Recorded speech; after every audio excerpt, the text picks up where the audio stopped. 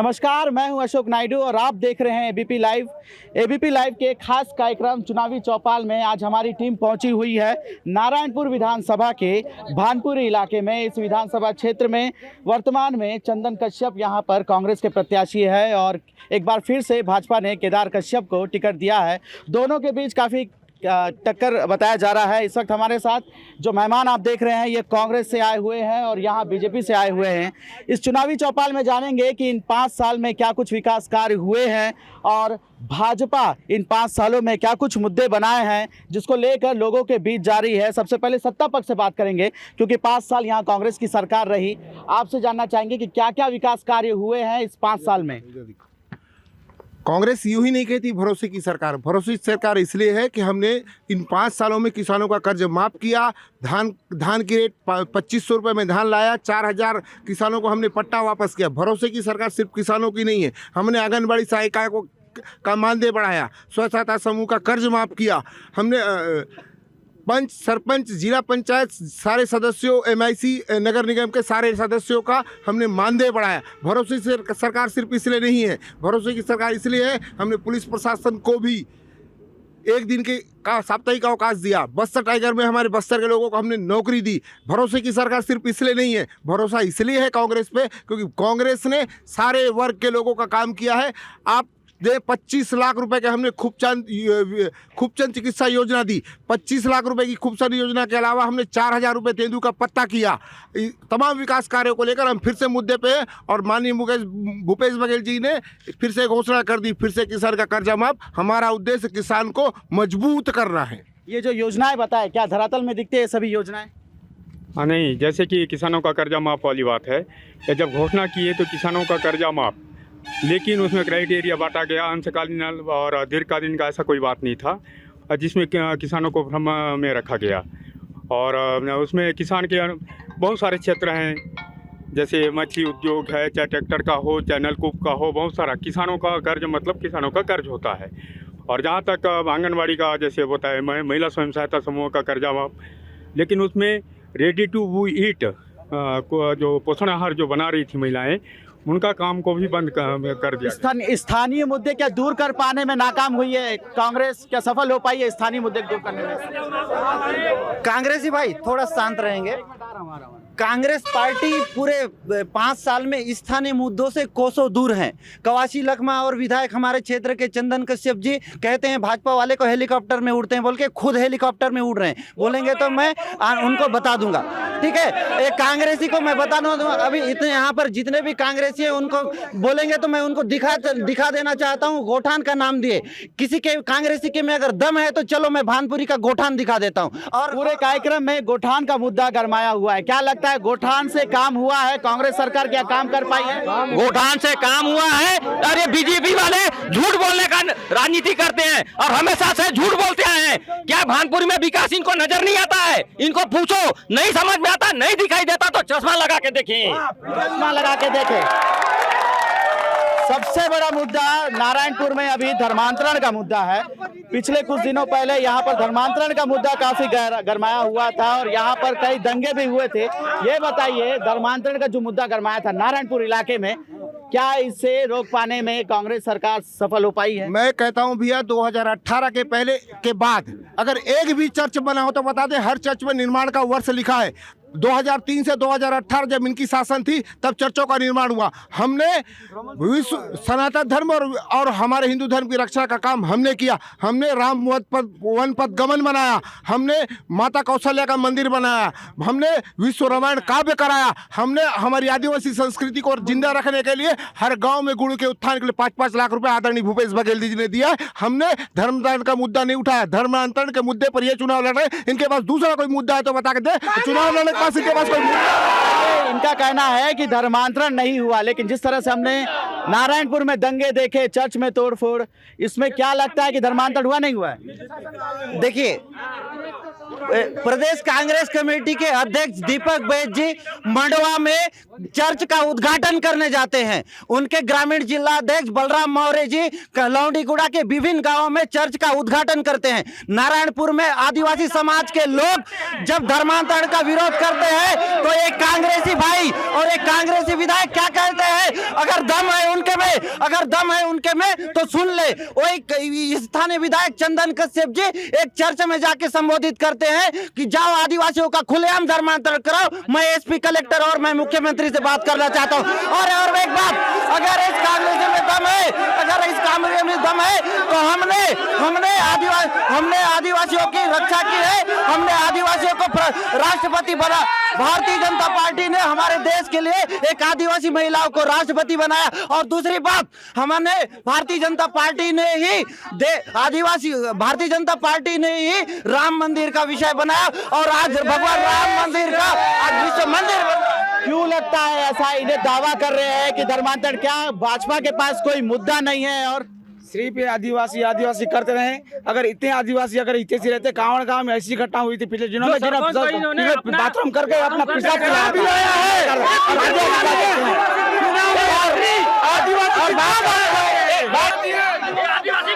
महिलाओं की बात करें, क्या लगता है 5 साल में क्या कुछ महिलाओं के लिए सरकार कर पाई है?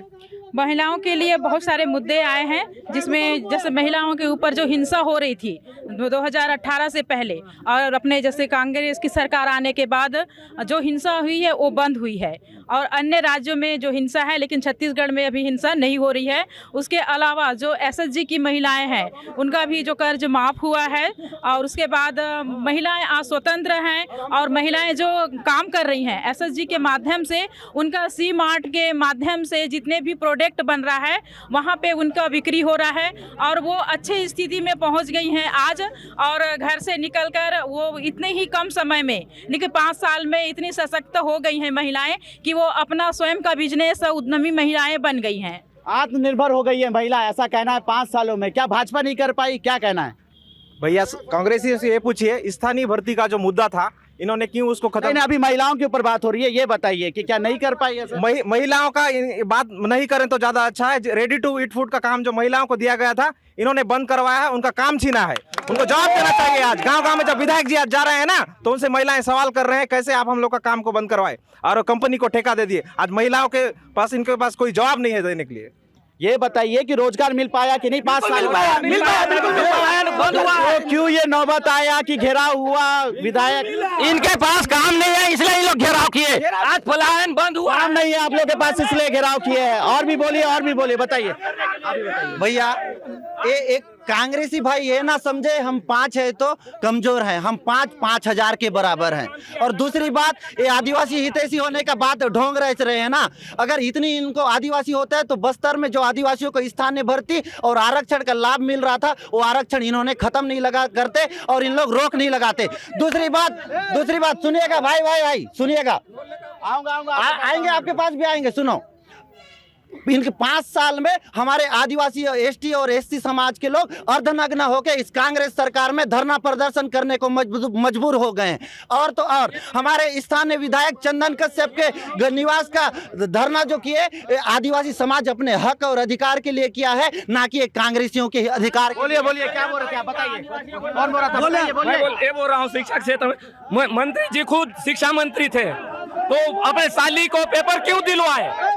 इतना शिक्षा के बारे में सोचते हैं, यहाँ के आम नागरिक के बारे में सोचते हैं, तो अपने साली को क्यों बिठाया पेपर? उसके भाई के नाम से बीजेपी वाले। बोलिए।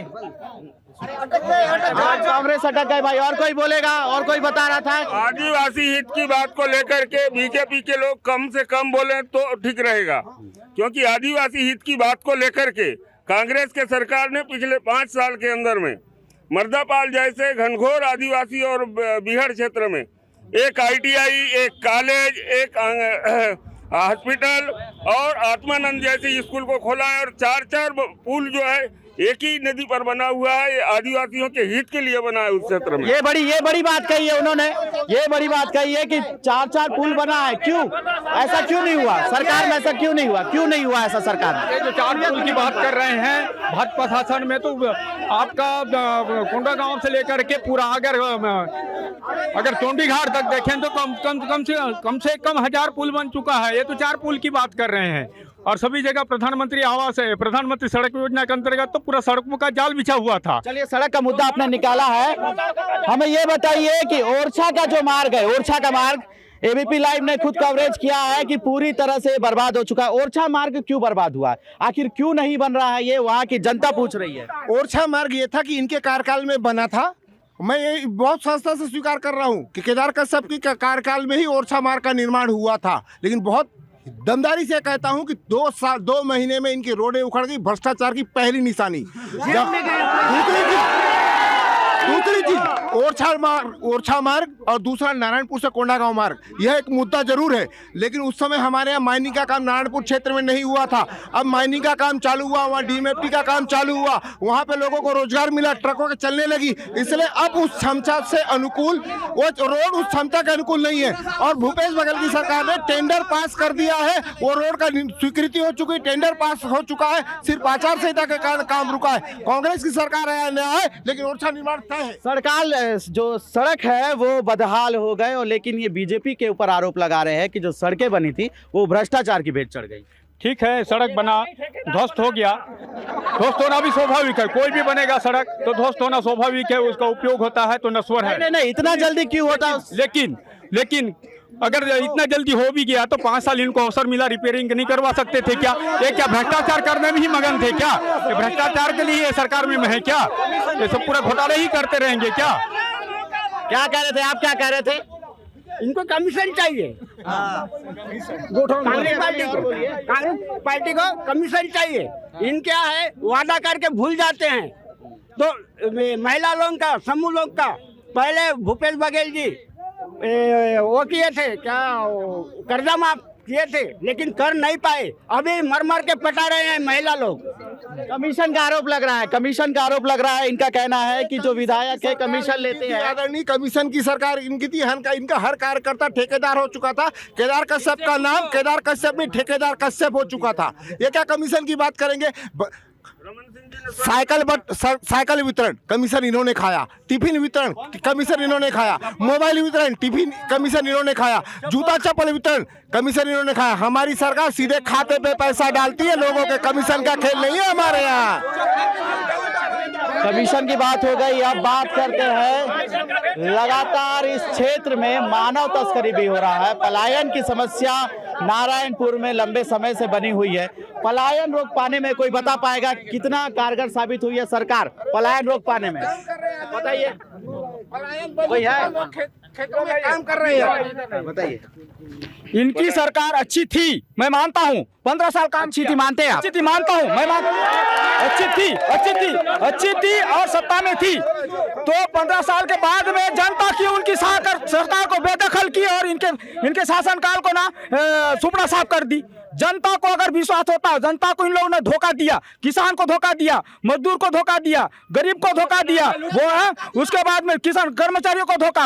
अभी कर्मचारी भी खुश है इनके शासनकाल में, और किसान भी सुख, और किसान की हितैषी होते, किसान की चिंता करते, आज इनका ऐसी स्थिति नहीं होती। बिल्कुल ये बात तो मानना पड़ेगा कि अबूझमाड़ का इलाका है, वहां पर लगातार अब वहां के ग्रामीणों को मसाहती पट्टा मिल रहा है। अब तक ये सरकार ने नहीं कर पाया था, पिछली सरकार की बात करूं तो, लेकिन अबूझमाड़ इलाके में बिल्कुल मसाहती पट्टा मिला है। लेकिन ऐसा क्यों हुआ कि वहां तक कभी भाजपा शासनकाल में फोर्स नहीं घुस पाई, जो 5 साल में कांग्रेस सरकार की फोर्स घुस गई? भैया फोर्स घुस नहीं पाई है, फोर्स भाग के वापस अपने शहरी क्षेत्र में आ रही है। आप देख सकते हो बीजापुर हो चाहे नारायणपुर क्षेत्र में हो, इतनी बड़ी बड़ी नक्सली घटना हो रही है, और ये भूपेश बघेल के इशारे पर नक्सलियों के साथ साठगांठ है कांग्रेस की, भाजपा कार्यकर्ताओं की हत्या की जा रही है। और दूसरा, इन लोग, भैया सुनिएगा, ओ भैया सुनिए, मैं इन कांग्रेसियों को बताना चाहता हूं, थोड़ा अपने आप को शांति रखें और सुनने की हिम्मत रखें। एक कांग्रेसी अपने आप किसान हितैषी होने का ढोंग रचित रहे हैं ना। एक कांग्रेसी अपने आप बता दे, चपका के हजारों किसानों का जमीन बेच के ये वहां पर प्लांट डालना चाह रहे थे। वहां पर ग्रामीणों ने विधायक को ढेला पत्थर मार के भगाए हैं। और दूसरी बात भैया सुनिए,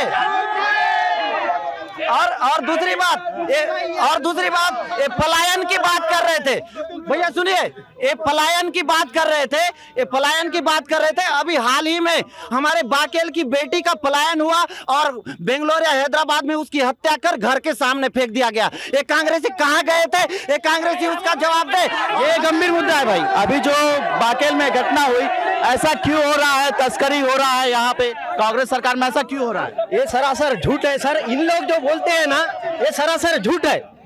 वो जैसे काम करने गई, अब वहाँ क्या हुआ क्या नहीं, यहाँ पे हम लोग का पार्टी का बदनाम कर रहे हैं। ये सरासर झूठ है इनका, सरासर पार्टी को बदनाम कर रहा है।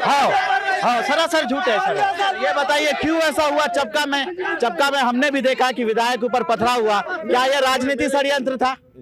राजनीतिक षड्यंत्र, बिल्कुल राजनीतिक षड्यंत्र था। चपका कई जमीनों की बात कर रहे हैं, किसानों की बात। जमीनों को किसी का भी जमीन अधिग्रहण सरकार ने नहीं किया। एक व्यक्ति फैक्ट्री डाल रहा था, उसने जमीन बकायदा खरीदी, रजिस्ट्री कराकर वहाँ पे जमीन, वहाँ पे उद्योग हम निर्माण करवा रहे थे। हमारे आदरणीय कवासी उद्योग मंत्री कवासी लखमा वहाँ पे, और उसको सबसे बड़ी बात भैया ये है कि ये यहाँ पे विरोध कर रहे थे ना, यहाँ पे विरोध कर रहे थे चपका स्टील प्लांट का, और चपका स्टील प्लांट की अनुमति केंद्र सरकार ने दे दी है, इन्हीं की सरकार ने दी है। और दूसरी बात है, बिल्कुल बात देखा है, चपका स्टील प्लांट का नगर नार को बेचने की तैयारी ये कर बैठे हैं। निजीकरण का मुद्दा छाया हुआ है, क्या लगता है? अभी निजीकरण का मुद्दा छाया हुआ, आरोप लग रहे हैं कि यहाँ की जो प्लांट है, स्टील प्लांट है, उसे बेच दिया गया। माननीय अमित शाह जी ने स्पष्ट कर दिया है, कोई भी प्लांट का निजीकरण नहीं होगा। दूसरा सवाल मैं पूछना चाहता हूं कांग्रेसियों ने, इन्होंने कहा था बिजली बिल हाफ करेंगे। आज गांव में पूछिए, जिनके घर में 50 रुपया बिजली बिल आता था ना, 500,000 रुपया बिजली बिल भरने के मजबूर है। और अगर यदि बिजली बिल नहीं भरा जाता है ना, तो 1 महीना में मिस्त्री काटने पहुंच जाता है घर। दूसरी बात, विधायक जी को जब बिजली की समस्या के लिए 11 मिनट फोन करते हैं ना, तो क्या कहते हैं कि मैं क्या बिजली मिस्त्री हूँ? अरे ऐसे विधायक जी को क्या करेंगे? माफ नहीं हुआ, ऐसा आरोप है। बिजली बिल बिजली, ये बात करते हैं बिजली बिल हाफ का, बिजली बिल सबका हाफ हुआ है। ये बीजेपी किसानों को बोलती 300 रुपया बोनस देंगे, एक साथ पकड़ा के झुंझुना दिखाती है। ये बीजेपी कहाँ गए? बीजेपी के लोग किसान आरोप प्रत्यारोप लग रहे हैं, लगातार लग रहे हैं। बीजेपी का कर्जा दिया था, भूपेश बघेल कोई कर्जा दिया था? कर्जा माफ कर रहा है, कर्जा नहीं दिया था। भूपेश बघेल दिया था? नहीं, कोई नहीं दिया था। कर्जा नहीं दिया था कहना है। ये बिजली बिल हाफ की बात कर रहे हैं। बिजली बिल हाफ सबका हुआ है। यहाँ खड़े हैं आदरणीय विजय पांडे जी खड़े, जिनका 9 लाख रुपए का कर्जा माफ हुआ। सांसद जी जिनेश कश्यप का 8 लाख रुपए का कर्जा माफ हुआ हमारे शासनकाल में। दिलीप महाराज खड़े हैं, उनका 6 लाख रुपए का कर्जा माफ हमारी सरकार में हुआ। और बिजली बिल हाफ की बात कर रहे हैं। 2 दिन रुके, कांग्रेस बिजली फ्री कर रही है। देख सकते हैं जिस तरह से माहौल यहाँ देखने को मिल रहा है। नारायणपुर में लगातार नारे लग रहे हैं। हालांकि अभी भी स्थानीय मुद्दा लगातार किस तरह से यहाँ पे जो मुद्दा गरमाया हुआ है।